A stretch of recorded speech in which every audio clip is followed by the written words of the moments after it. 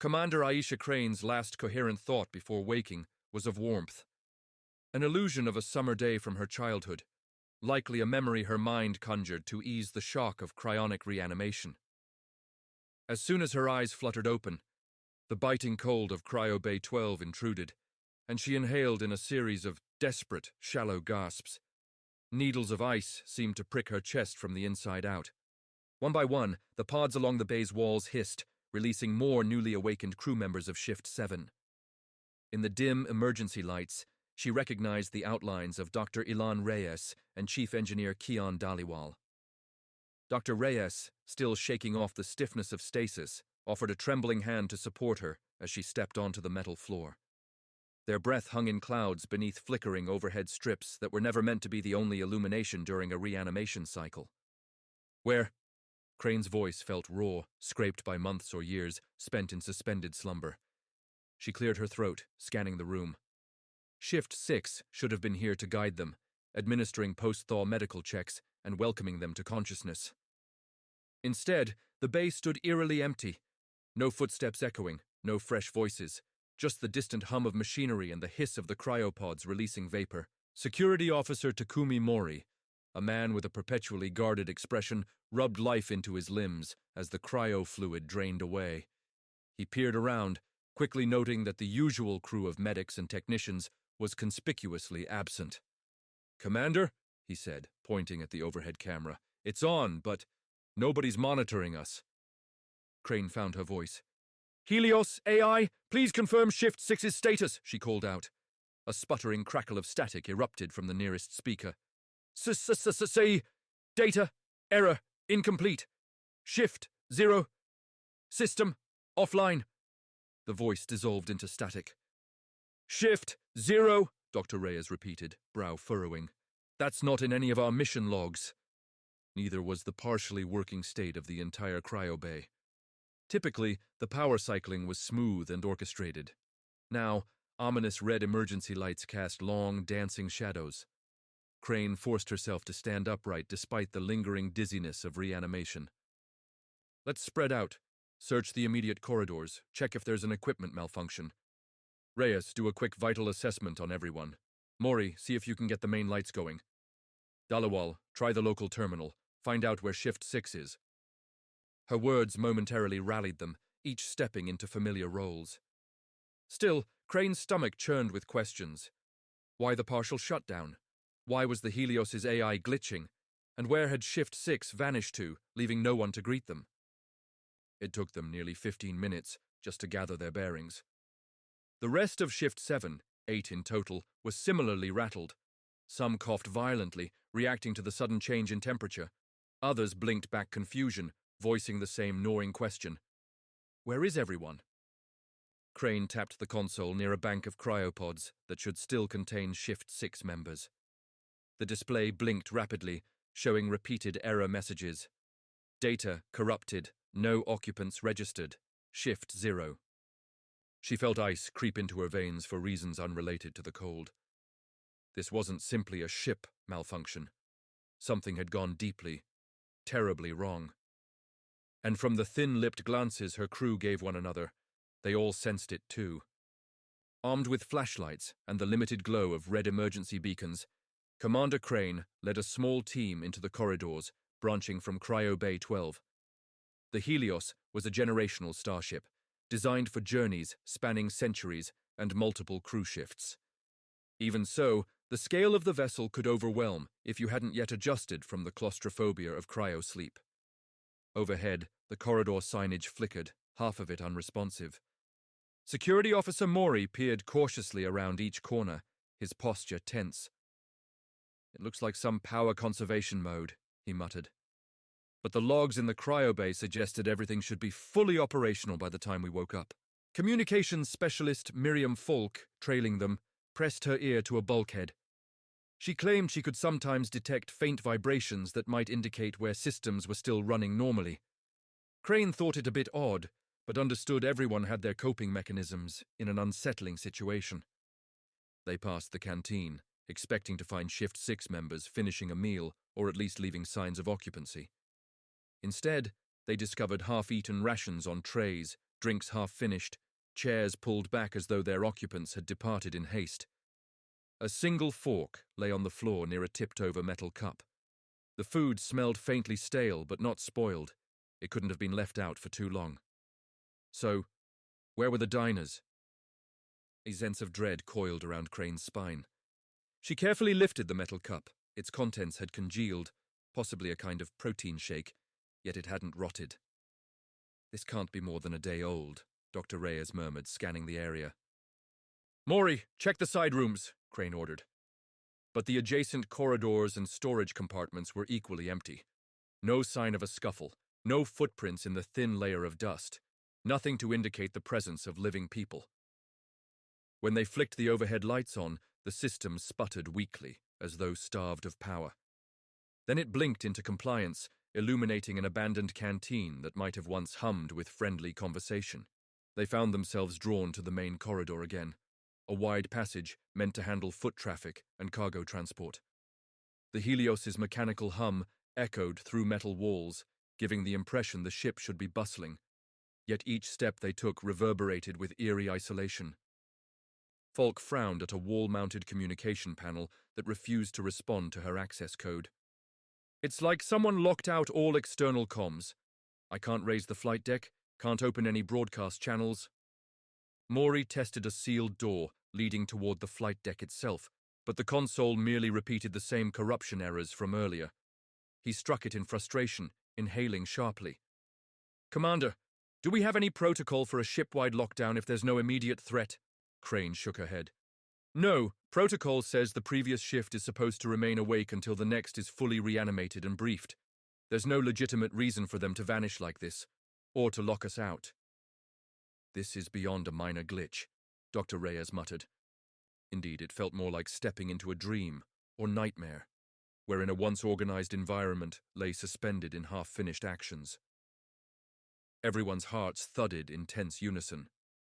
The sense of an impending revelation loomed, heavy as the silent corridors themselves. Yet none of them could have foreseen the true horror quietly spreading through the Helios's life support systems. The next morning, though morning on a starship was a mere convention of the sleep cycle, Chief Engineer Dhaliwal decided to inspect the Helios's vital systems personally.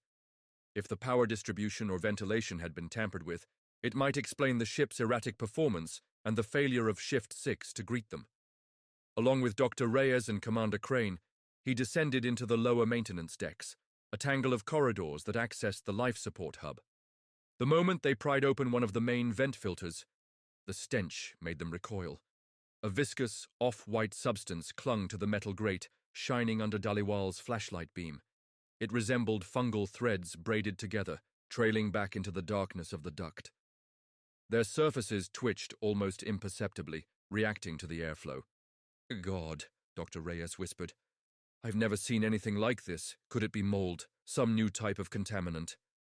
He carefully scraped a sample into a sterilized container, glancing back at the commander with unsettled eyes. This is no ordinary fungus.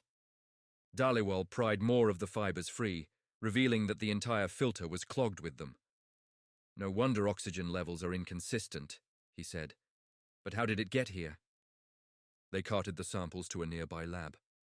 Under a microscope, Dr. Reyes made a chilling discovery. The organism displayed artificial gene splices. It was engineered to thrive in controlled environments, capable of releasing neuroactive chemicals. He paled when he realized these compounds could affect human perception, perhaps even manipulate digital systems at a micro level if they formed in conductive interfaces.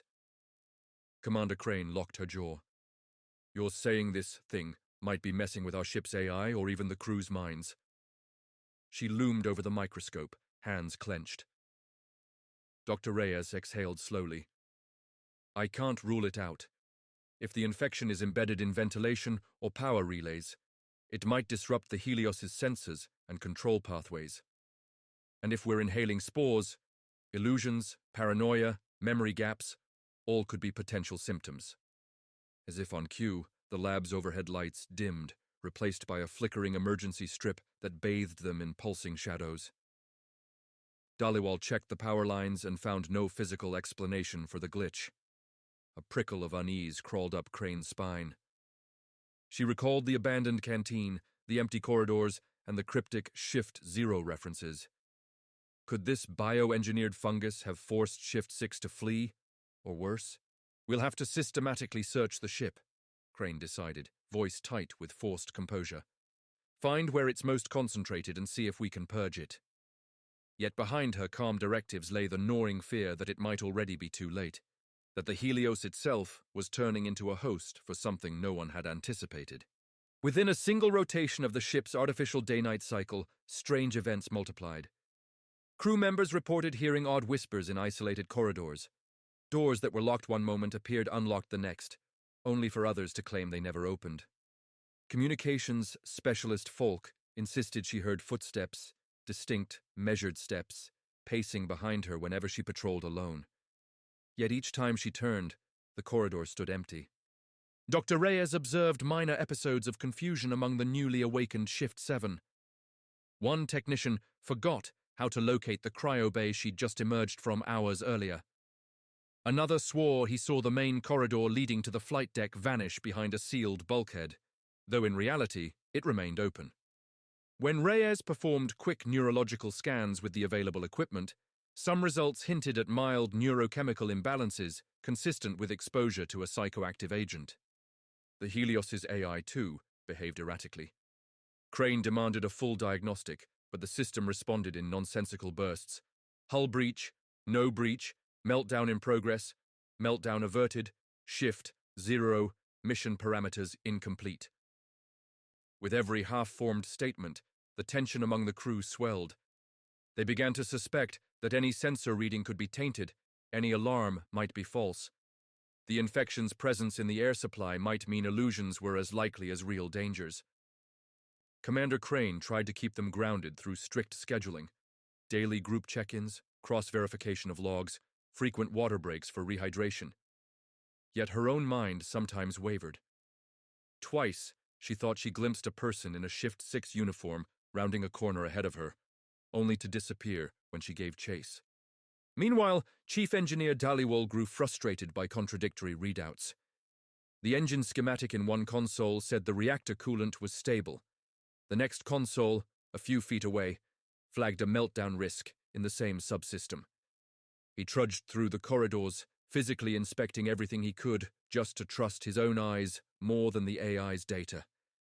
The mental strain was relentless, as if the Helios itself was waging psychological warfare. In the observation deck overlooking the star-splattered void, Dr. Reyes pulled Crane aside. His voice was hushed, tinged with urgency. "Commander, these illusions, some crew might think they're real. That's how we lose them to panic, or worse, hostility. We have to find a way to treat or mitigate the infection's effects." Crane's face was drawn. "We're short-handed. We don't even know how many from Shift-6 might still be alive, or if they're all gone." She let out a heavy breath. "We need more data. Dhaliwal and Falk are working on a deeper retrieval of the Helios's logs, especially the corrupted ones referencing Shift-0. Maybe that will lead to a cure or a countermeasure." Her words were clipped but resolute. Still, behind her eyes, a storm of doubt churned. What if there was no antidote? What if the Helios's unknown architects had planned for exactly this scenario? A ship so consumed by illusions that the crew would tear itself apart from within. The infection's mental strain inevitably led to conflict.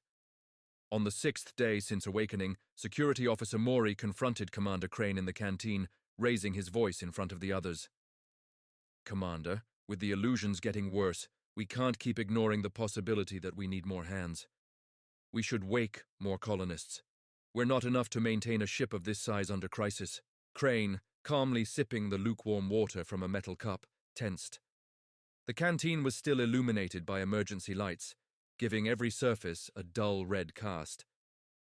"Waking more colonists risks exposing them to the infection," she countered. "We can't do that without a quarantine strategy." Maury's fist clenched. "Quarantine them? How, exactly? We barely have the resources to maintain one shift. Besides, more people might help us fight back, purge the vents, run repairs. This half-measure approach isn't cutting it. A hush fell over the canteen as the rest of Shift 7 observed. Communications specialist Falk chewed her lip, clearly torn. Dr. Reyes stepped forward, trying to act as mediator. Maury has a point. We're stretched thin, but Commander's right. Uncontrolled awakening could just multiply infection rates. Imagine if illusions grip hundreds of people in close quarters. A ripple of unease spread among them. Some nodded at Maury's arguments.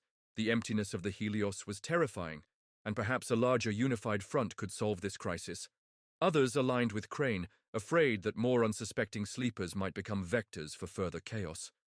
The debate escalated in volume, each side driven by fear and desperation. Eventually, Crane pounded a fist on the canteen's metal table. Enough. Until we have better data from Dhaliwal and Falk's log analysis, we stay with a skeleton shift. No mass awakenings. She exhaled sharply. I understand your concerns, but I won't risk unleashing this infection on more colonists without a plan. Maury glowered, clearly dissatisfied.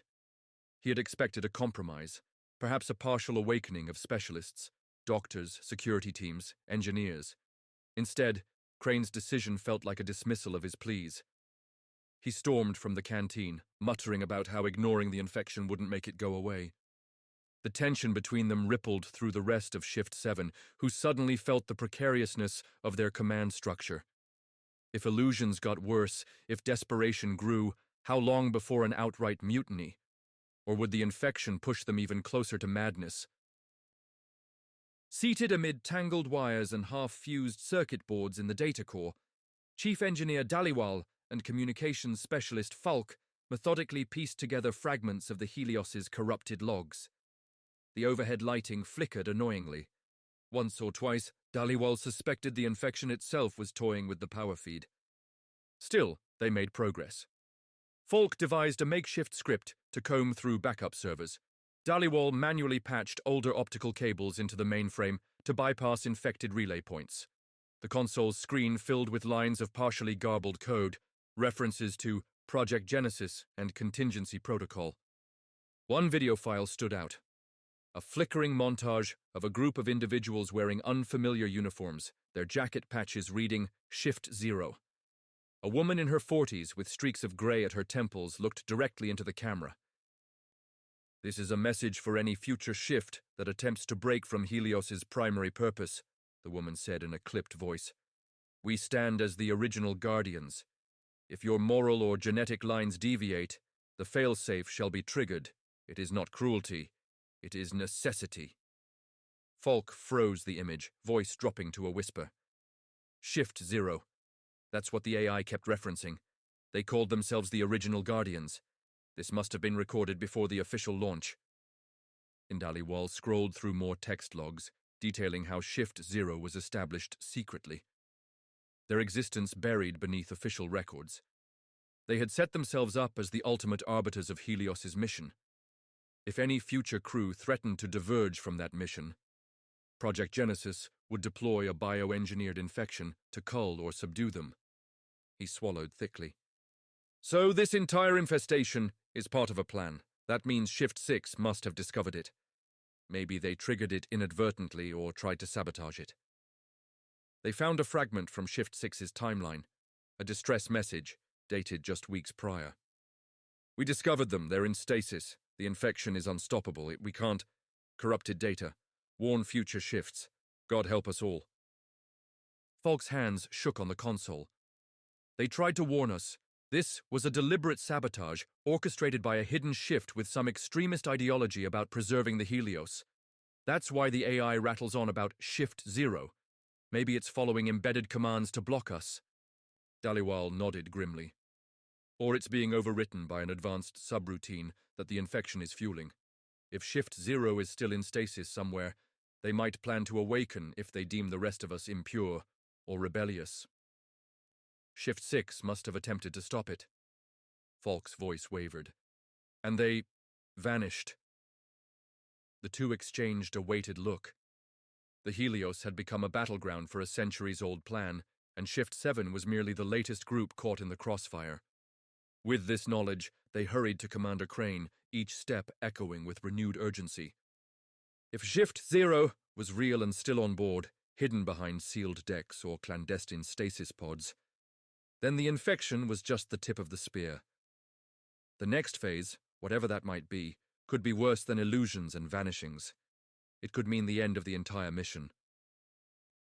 In time on the Helios felt warped, as though the infection's presence disrupted not just electronics, but also every sense of routine. On what they designated Day 7 after awakening, Commander Aisha Crane held a briefing in the canteen, still half lit by the ship's emergency power. Around the table sat the 8 members of Shift 7 who remained functional enough to strategize.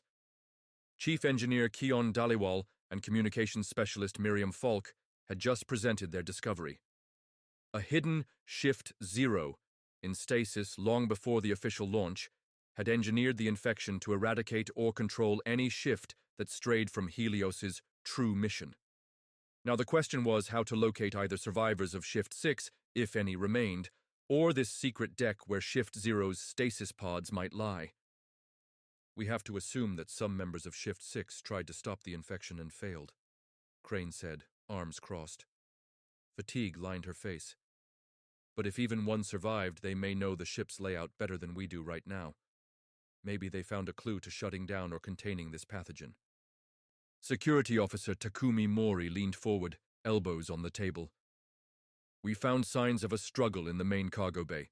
Scorch marks, forcibly opened lockers, but no bodies. If they didn't die, they might have barricaded themselves in some uncharted section. Dr. Ilan Reyes spoke softly, his eyes shadowed by exhaustion. The illusions are intensifying. People are hearing footsteps, seeing faces that vanish. If Shift 6 is still alive, they might be terrified. We could look like hallucinations to them. A plan emerged. Small search teams combing through lesser-traveled decks, scanning for signs of recent activity. Footprints, consumed rations, or homemade barricades. To mitigate illusions, they'd maintain constant radio contact. Even if the AI or sensors lied, they'd have direct comm lines to each other. That same morning, Crane's team began in the lower ring near the cargo holds, where empty crates and spare components littered a labyrinthine arrangement of storage rooms. Mori discovered a maintenance cart with sealed medical packs that bore Shift 6's ID tags. Stale footprints in the dust led around a corner, but then vanished near a set of locked doors. "Hello?" Crane called through the narrow corridor, her voice echoed emptily. "This is Commander Crane of Shift 7. We are not infected. We need your help." Static crackled in her earpiece. At first, just background noise, but then a shaky reply. "You can't trust the illusions." The voice came distorted, with interference. "We tried. Run. The restricted decks." Crane's heart pounded. "Who is this? Identify yourself!" But the connection fizzled out, leaving only silence. Had they stumbled onto a hidden frequency used by a surviving member of Shift 6? Or was it another false lead generated by the infection itself? They pressed on, discovering more ominous clues. A partially collapsed supply shelf with a deep gouge in the metal, as if something or someone had raked it with tremendous force. Scrapings of dried blood suggested a violent encounter.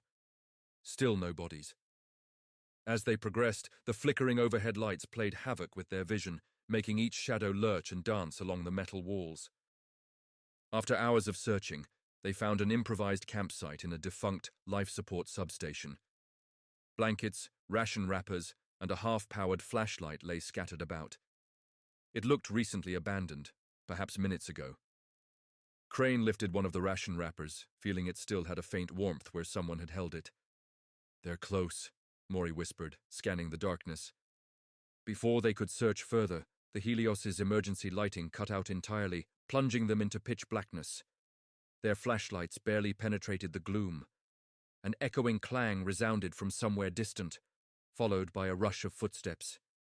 When they pursued, they found only an empty corridor littered with detritus.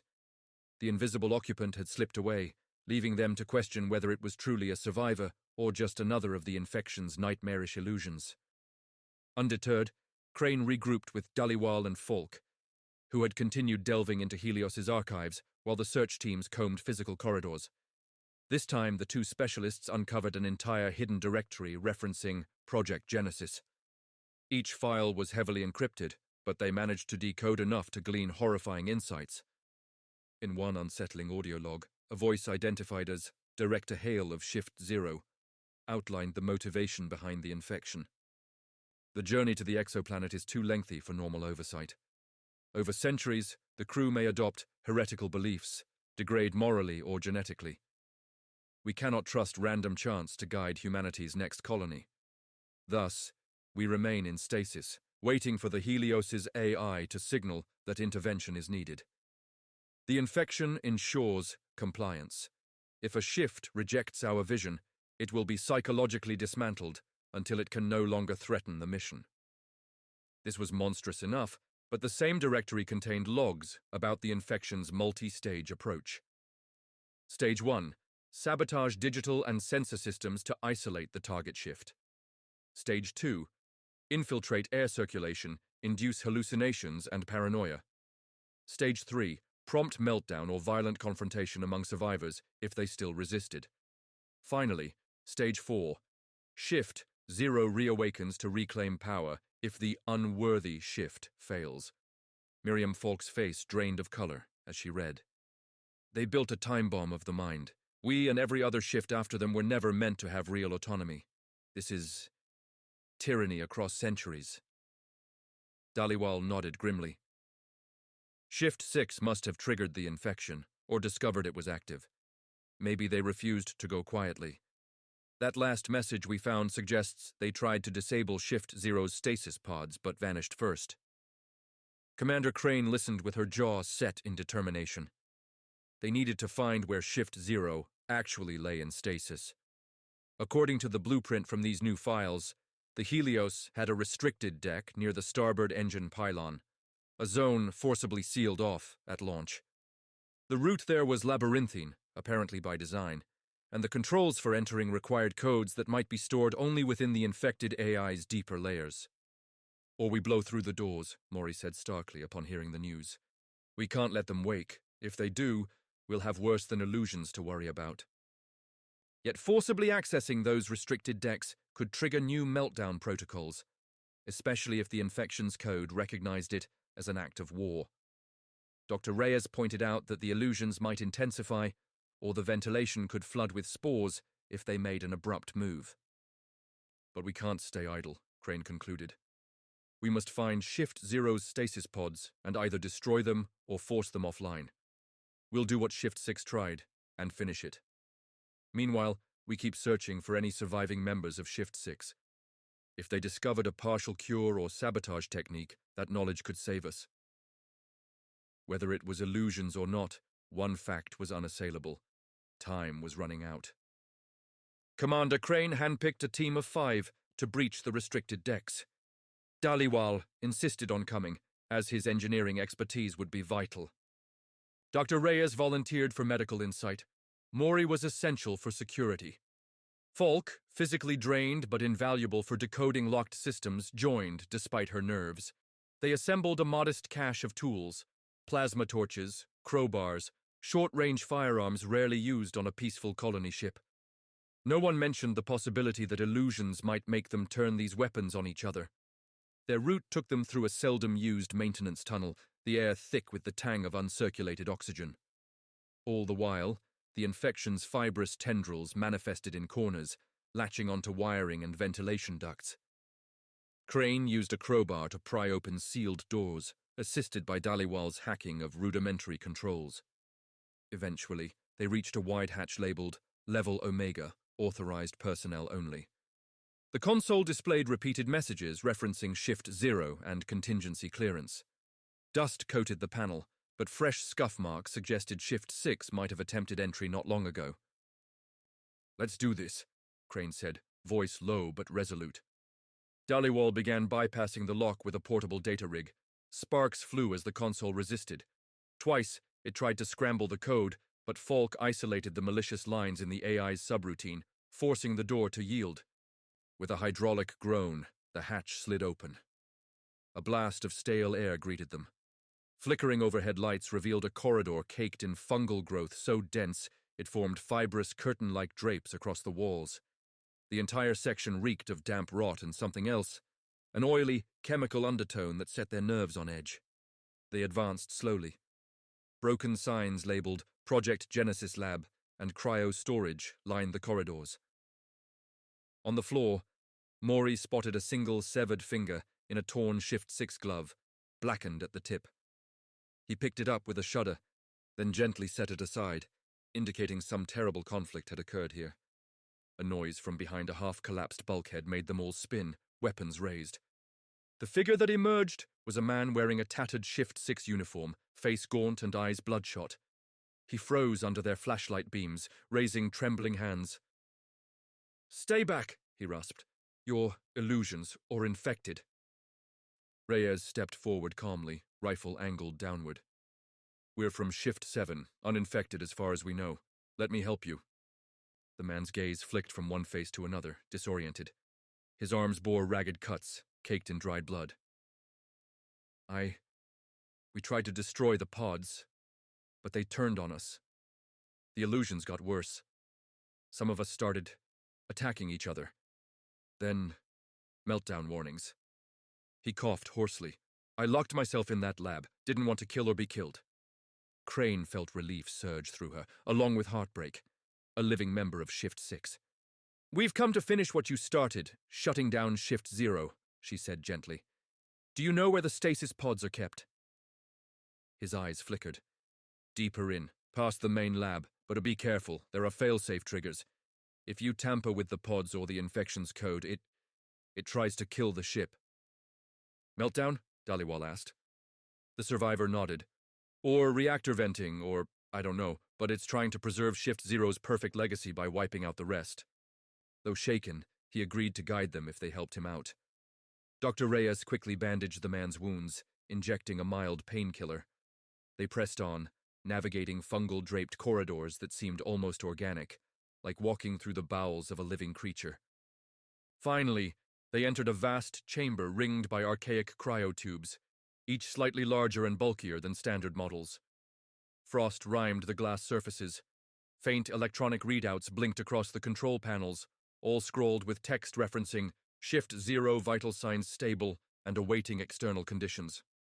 30 pods stood in silent vigil, the sleeping forms of men and women who had condemned the Helios to centuries of hidden tyranny. The team fanned out, shining flashlights over the silent pods. Some wore expressions of grim determination at the idea of forcibly ending the lives within. Others hesitated. Executing sleepers felt morally appalling, even if those sleepers had unleashed a lethal infection. Dhaliwal examined the central console, linking all the pods. "They're networked to the mainframe. If we simply destroy them, we might trigger meltdown." Maury's jaw tensed. "So we do nothing? Let them wake up and finish us off?" Crane stepped to the console, scanning lines of code. She saw references to CNS link, neural overwatch, and fail-safe protocol. Another subroutine threatened vessel purge if certain thresholds were crossed. She recalled Shift 6's attempt. They'd apparently tried sabotaging the pods physically, and it cost them dearly. The half-starved survivor from Shift 6 slumped against the wall, catching his breath. "We tried everything, overloading the power feed, physically smashing pods. Each time the infection ramped up illusions or triggered meltdown. It's all connected." Dr. Reyes furrowed his brow. "What if we sever the connection gradually, stop the infection from receiving signals, let the pods degrade? They'd either die slowly or remain inert. We wouldn't need to physically kill them." Dhaliwal nodded slowly. "I can attempt to isolate the pods from Helios's mainframe if I—" Before he could finish, an alarm klaxon blared. Red lights erupted across the console, text scrolling. "Unauthorized access detected. Shift 0 priority. Engaging reactor purge." A mechanical hum vibrated through the floor. The overhead lighting strobed as if the Helios was angered by their intrusion. "Reactor purge?" Crane repeated, alarmed. The surging illusions returned in force. Fungal filaments above them writhed, dropping spore-laden dust that tickled their noses and made the air seem to shimmer. shadows along the walls elongated like living spectres. The Shift-6 survivor yelped, firing a wild shot at a shape that might not even have been real. Sparks flew off metal plating. "Focus!" Maury snapped, pressing a hand on the man's shoulder. Dhaliwal hunched over the console, typing furiously as digital sparks leaped across it. "It's calling for a meltdown by venting reactor coolant. If I don't block it, the Helios might burn from the inside out." Crane's mind raced. Then we split up. Maury, Reyes, handle that meltdown. Falk, you and Dhaliwal try to sever the pods from the mainframe. I'll keep an eye on unwanted visitors. The synergy of illusions, meltdown risk, and the half-living pods poised to awaken created a frantic tension in the air. Every second counted. With the meltdown countdown presumably ticking away, chaos threatened to tear the group apart. Dr. Reyes and Security Officer Maury raced back through corridors lined with grasping tendrils to reach the Helios' central reactor controls. Their breath hitched as illusions sapped their concentration. They heard voices screaming their names, saw entire corridors flicker like half-remembered dreams. Maury paused to steady himself against a bulkhead, blinking rapidly. "We can't give in," Reyes said, gripping Maury's shoulder. "That's what the infection wants. Panic, confusion." Pushing onward, they emerged into the reactor monitoring station. Screens flashed contradictory data about coolant pressure and venting protocols. The meltdown bar ticked from 30% to 70% in the space of a minute, then back to 40%. But an override command kept reasserting itself, aiming to open reactor vents into the ship's interior. Maury hammered at a console, inputting emergency commands. "Damn it, everything's locked out." Reyes exhaled, scanning the backups for a manual solution. "We could physically jam the coolant valves. That might buy time, though it's risky. If the system fights back, we could blow half the ship." They rushed to the overhead catwalk, where spindly pipes tangled overhead. Each carried superheated coolant. Manipulating them by hand was a last resort. Reyes was no engineer, but he followed Maury's lead in sealing shut mechanical valves one by one. If illusions tricked them into turning the wrong valves, they could cause an immediate breach. Meanwhile, in the restricted deck, Dhaliwal hammered lines of code into the console that controlled the stasis pods. Every few seconds, he ducked as the overhead fungus spewed bursts of spores.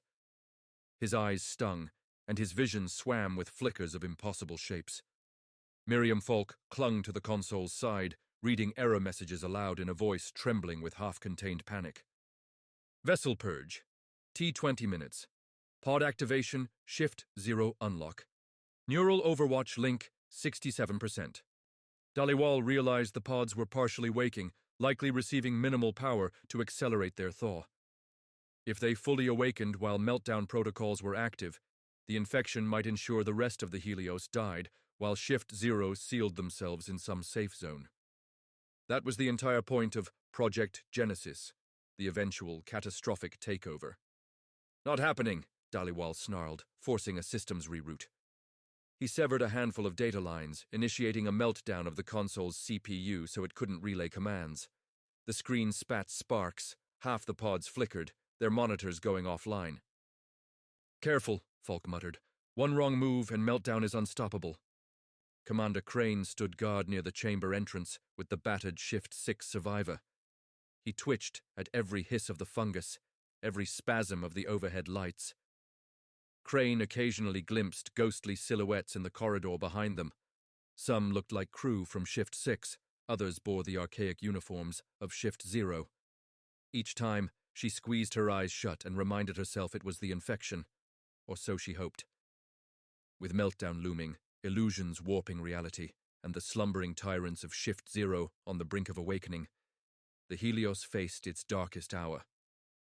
In the reactor station, Maury and Reyes made a last-ditch effort to override the meltdown. Their hands were slick with sweat and grime as they twisted valve handles. An alarm shrieked overhead, announcing coolant pressure critical. In a final act of desperation, Maury jammed a metal rod into the main vent lever, physically preventing it from opening. If illusions made him pick the wrong lever, it would be fatal. But instinct guided him, and the console beeped, registering partial success. The meltdown bar froze at 82%, not safe, but not climbing. Reyes sagged against a railing, exhausted. "We've bought time," he panted. "We can't hold it forever. We need Dhaliwal's group to stop the infection from pushing more overrides." In the stasis chamber, Dhaliwal managed to isolate half the pods, draining their power lines. The glass tubes flickered, alarms shrilling. At least 10 of the pods went dark, their life support severed. The occupant readouts flatlined in seconds. A moral shiver coursed through him. He was effectively ending these lives. But it was them or the rest of the Helios. The other pods began to awaken, their occupant vitals spiking. Some were forced out of stasis violently by the scrambled code. One man, older with lines of authority etched in his face, jerked upright the moment his pod unsealed. He let out a strangled roar, eyes wild, as if the partial meltdown and infection illusions had warped even his presumably controlled reawakening. Commander Crane fired a warning shot. "Don't move, we're shutting you down!" His gaze snapped to her, lips curling in disdain. "You dare defy us?" He lunged from the pod, half naked, face contorted with rage or delirium. The battered Shift-6 survivor flinched away. Crane's second shot caught the newly awakened man in the shoulder, spinning him into a row of cables. Sparks erupted, and the acrid smell of burning synthetic fabric filled the air. Meanwhile, Dhaliwal typed a final command that severed the stasis console from the Helios mainframe entirely. The meltdown alarm in the corridor glitched, as though losing its instruction set. The overhead fungus, however, responded with a violent spasm. Large chunks fell from the ceiling, wriggling on the floor, releasing clouds of spores. Miriam Falk coughed, eyes watering. "You will not triumph." The awakened Shift-0 man choked on his own blood, glaring at Crane with unimaginable loathing. "We are humanity's last hope." With a dying breath, he collapsed, twitching. Across the chamber, the final pods flickered. Some shorted out as well, occupant vitals dropping to 0. Others triggered partial malfunctions that left them in a limbo state, neither fully awakened nor stable. In each case, their capacity to orchestrate meltdown or further illusions diminished. Then the meltdown alarm overhead abruptly ceased. Dhaliwal's hack had cut off the infection's link to the mainframe. Back at the reactor station, Mori and Reyes watched the meltdown bar drop from 82% to 30%, then 10%, until it vanished altogether. The lights flickered one final time, then stabilized as the Helios's emergency systems reeled in the runaway crisis. A hush fell across the corridors, broken only by the soft hum of distant machinery. Over the next hours, Shift-7 regrouped. The illusions didn't vanish immediately, but they receded, lacking the infection's central directive. Random pockets of fungus still clung to vents and ducts, but no longer communicated as one malevolent organism.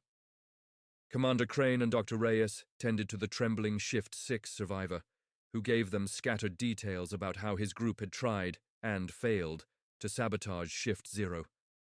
Their success had come too late for the rest of Shift-6. In the data core, Dhaliwal reconnected the Helios's AI to a clean backup. A friendlier, calmer voice greeted them. "Reinitializing core functions. Minimal contamination detected. Main reactor stable." He exhaled, letting a wave of relief wash over him. That relief came tinged with profound sorrow. They had lost contact with entire sections of the Helios. Many cryopods for future colonists had gone offline amid the infection's sabotage, their inhabitants lost.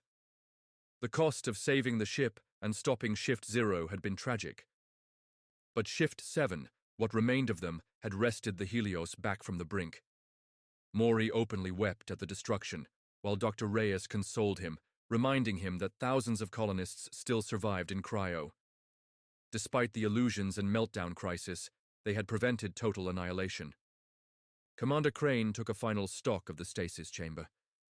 The silent pods of Shift-0 looked macabre in the flickering light, covered in fungus and bullet holes, tubes severed by Dhaliwal's sabotage. She stared at the lifeless face of the man who awakened, wondering how his convictions had twisted him into forging such a monstrous plan. Perhaps he genuinely believed humanity needed savage guardianship to survive centuries in space. But the cost was incalculable, his vision drowned in blood and terror. With a soft whisper, Crane turned away. She summoned the remainder of Shift 7 to chart a path forward, cleaning the vents of fungal remains, resetting the Helios's core systems, and planning for the day they could safely awaken the other colonists. Maybe, under new leadership, the Helios could still complete its generational mission. In the end, Shiftless found itself battered but unbroken, forging ahead on its starlit voyage. No more hidden watchers waited in stasis, no more illusions commanded by a cryptic infection. The survivors carried scars, physical, mental, and moral, but they also carried the knowledge that free will and unity, however fragile, had prevailed against tyranny in the dark. In the hush of the newly stabilized corridors, the Helios drifted through the cosmos, a testament to humanity's capacity for both horrific schemes and fierce resilience. Far from Shift Zero's twisted dream of purity, Shift 7 would define its own future under the distant stars.